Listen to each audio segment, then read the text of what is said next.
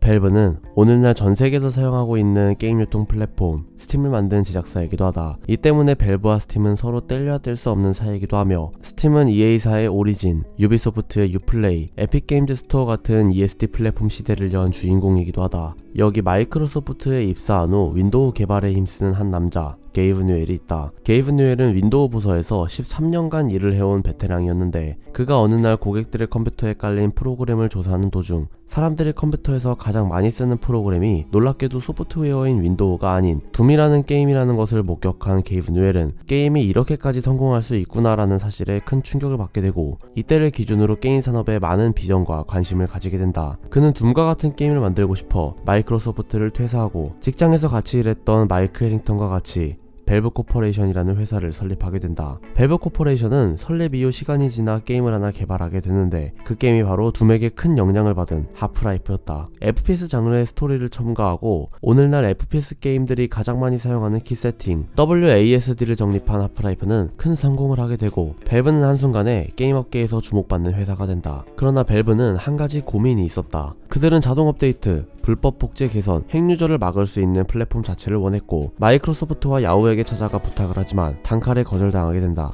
그렇게 결국 밸브는 어쩔 수 없이 스팀이라는 플랫폼을 스스로 개발하게 되었고, 자사 게임들의 접근성까지 높일 수 있게 되었다. 이렇게 스팀의 등장으로 대중들이 더 쉽게 게임이라는 콘텐츠를 접근할 수 있게 되었고, 더 나아가 패키지 산업이 메인이었던 게임 유통 구조 자체를 바꾸어버리게 된다.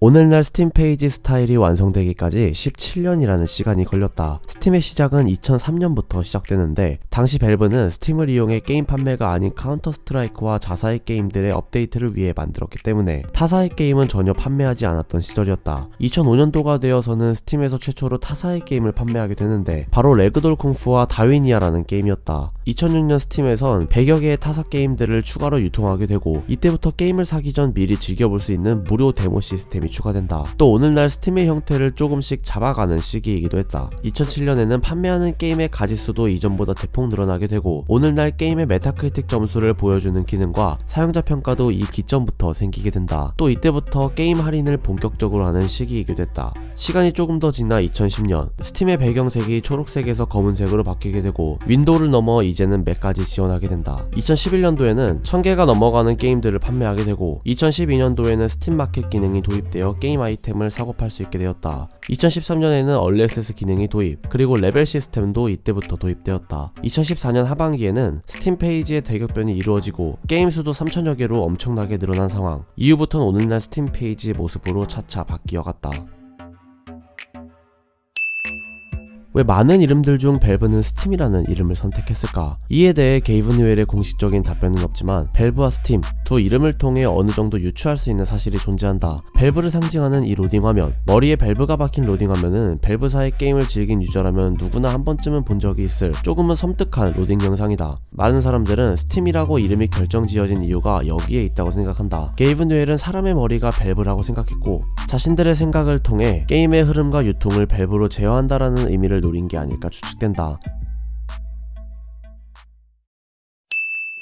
밸브에는 많은 직원들이 근무하고 있지만, 이 직원들은 하나같이 덕후라는 특징을 지니고 있다. 실제로 밸브는 비상장 회사이기 때문에 회사라고 하기 신기할 정도로 분위기가 굉장히 자유로울 뿐만 아니라 수많은 피규어와 덕질거리를 회사 어느 곳에서나 만날 수 있다. 예를 들면 하프라이프 시리즈의 트레이드마크 빠루라던가 포탈 시리즈의 포탈건, 팀 포트리스에 등장하는 센트리 포탑 등 정말 다양한 것들을 회사 여기저기서 만날 수 있다. 이 중에서도 밸브 본사에 보관되고 있는 황금 빠루는 하프라이프 1이 발매할 당시 유통사인 시에라에서 선물해준 기념품이며, 포탈 시리즈에 등장하는 터렛과 팀 포트리스 2의 센트리 포탑은 웨타 디지털에서 선물해준 작품이기도 하다. 밸브는 직장 상사, 보스의 개념 자체가 존재하지 않은 수평 구조이기 때문에 그 누구도 직원들에게 일을 지시하거나 강요하지도 않으며, 자신이 회사에 이익이 되는 일을 직접 만들고 자신이 찾아야 하는 건 물론, 건의사항이 있을 경우 사장에게 직접 가서 말해야 된다는 사항이 신입사원 안내책자에 적혀있을 정도로 자유로운 회사 분위기를 자랑한다. 또 밸브는 자유롭게 자신이 원하는 프로젝트에 참여할 수 있는 구조이기 때문에 밸브의 많은 직원들은 자유롭게 책상을 옮겨가며 일을 한다고 하며, 이 때문에 밸브에 존재하는 모든 책상에는 무조건 바퀴가 달려있다고 한다. 신입사원 안내책자에 책상을 옮기는 방법 자체가 소개되기도 하며, 자신이 프로젝트를 망쳐도 밸브에서 해고되지 않는다라고 직원들을 안심시키는 안내책자 내용도 굉장히 인상적인 회사이다. 밸브는 스팀에 유저들 몰래 숨긴 두 가지 게임이 존재한다. 첫 번째 게임은 하프라이프를 배경으로 한 2D 게임, 다른 하나는 1962년 MIT에 다니던 스티븐 러셀이 만든 최초의 디지털 게임 스페이스 워이다. 이 두 게임은 스팀 검색창에 검색해도 나오지 않을 만큼 꽁꽁 숨겨진 게임인데, 사실 스팀을 사용하는 유저라면 누구나 이 게임을 다운받을 수 있다. 특정 주소를 인터넷에 입력하게 되면 링크가 스팀과 연결되어 스팀에서 게임이 다운되는 방식이다.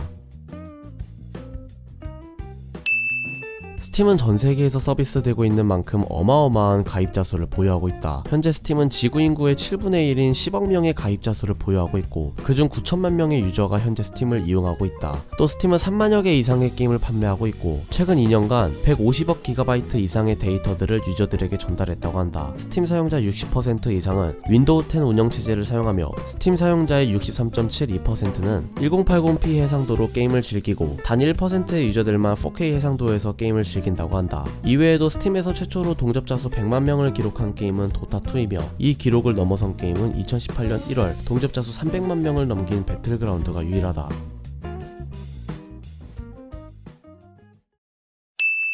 밸브의 인트로 영상에는 마른 남성이 등장하는 버전과 덩치 큰 대머리 남성이 등장하는 두 가지의 버전으로 나눠진다. 각 인트로 영상의 제목도 Open Your Eyes, Open Your Mind로 다르기까지 하다. 그렇다면 인트로 영상 속 등장하는 두 인물의 정체는 도대체 누구일까? 먼저 마른 남성의 정체는 밸브의 직원으로 현재 알려져 있는데, 그에 비해 덩치 큰 남성의 정체는 현재까지도 밝혀지지가 않았다. 밸브의 공식적인 답변에 의하면 우리도 그를 길거리에서 잠깐 섭외한 남성이기 때문에 자신들도 그가 누구인지 몰라 자세하게 알려줄 수 없다고 답했다. 추가로 밸브 인트로 영상에 나오는 음악의 제목은 밸브 테마라는 제목의 음악으로 하프라이프 사운드 트랙에 포함되어 있는 음악이기도 하며, 과거 밸브는 자신들이 개발한 골드소스 엔진의 성능을 보여주기 위해 이런 영상을 만든 적도 있다.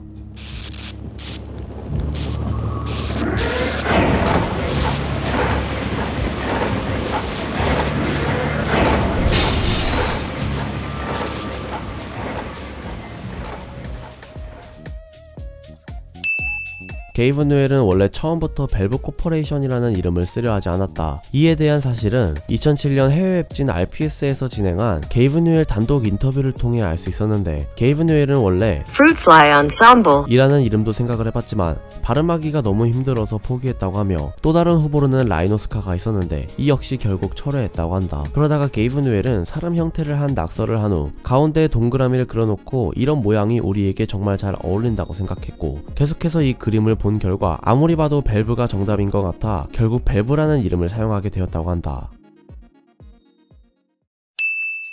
과거 2012년 9월 11일 밸브 관련 큰 이슈가 있었다. 바로 전세계 게임 기업 매출 탑10에 들어가는 EA가 밸브를 인수하려고 접근을 시도했다는 소식이었다. 해외 외신에서는 약 10억 달러, 하나로 약 1조 1200억 원이 넘어가는 금액을 제시하면서 인수를 제안했다는 이야기가 퍼져나왔다. 이는 애널리스트들이 분석한 밸브의 회사 가치 25억 달러를 훌쩍 넘기는 제시금액이었지만 EA의 밸브 인수는 당연히 불발되었다. 2012년 9월 8일 뉴욕타임즈의 게이브 뉴엘 인터뷰에서 게이브 뉴엘은 밸브를 팔 생각이 없다는 의사를 밝히기도 했고, 인수가 된다면 독립적인 마인드를 갖춘 직원들이 흩어지게 되면서 밸브가 무너질 수 있다는 식으로 강하게 독립 의사를 밝힌 바가 있었다. 당시 많은 유저들은 인수만 했다 하면 좋지 못한 소식을 불러오는 EA였기에 밸브가 EA에게 넘어가지 않은 것을 축하한다라는 식으로 밸브의 독립을 지지하기도 했다.